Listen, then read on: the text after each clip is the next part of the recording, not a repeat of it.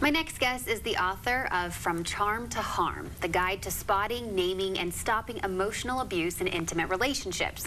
Amy Lewis-Bear is here this morning. Good morning, Amy. Good morning. Well, thanks for coming in and sharing your story. First, let's get into what is the book about and what made you want to write this book?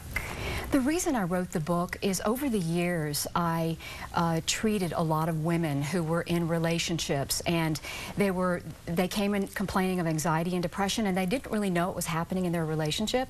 After questioning them, I discovered that they were in emotionally abusive relationships, and they didn't know it.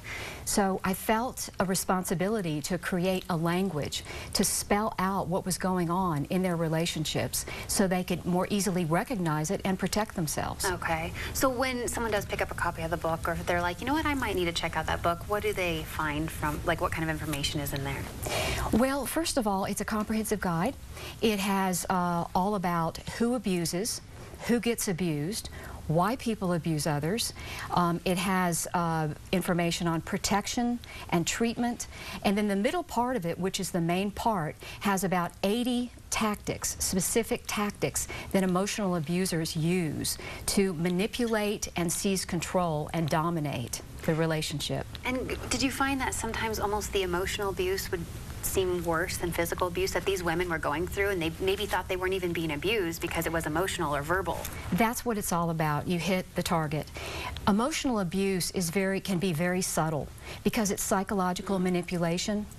It's insisting that you're thinking and feeling things that you're not thinking and feeling. It's twisting the truth. It's denial. It's deception. It's contradiction. And you're in a love relationship, so you're thinking, well, this guy loves me. Yeah. I don't understand. It must be me that's causing the problem. You know, there's something wrong with me. And that's why it's so dangerous.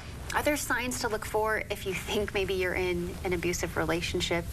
That women just, you know what, I just thought that was how he acted, or his attitude or personality. Are there things that you should pick up on? That's a great question. I think when you're first in the relationship, it looks very normal. And the man that you're with, and let me just say that women can be abusive also. Right. So we'll just say the man to keep it simple. So the man that you're with is very charming.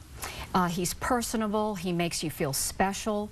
He wants all of your time and attention, and you're flattered by this. Right. But what women don't know is that they're getting involved with someone who has, whose ability to be in a healthy relationship is impaired, and they have a deep-seated need to dominate and control their partner, and they're not letting on right away. Yeah. So it's a gradual process.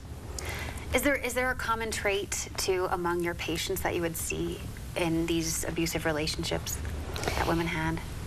There's a lot of possessiveness. There's a lot of demands. There's discounting feelings.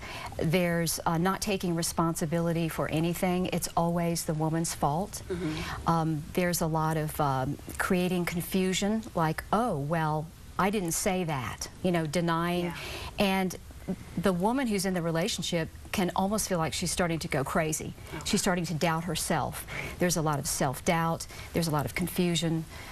So if you're in a relationship where these things are going on, big red flag. Okay. Amy, thank you so much for your time this morning. You can pick up Amy's book, From Charm to Harm, from charmtoharm.com or Barnes & Noble or Amazon.com. Thank you so much. Thank you, Casey.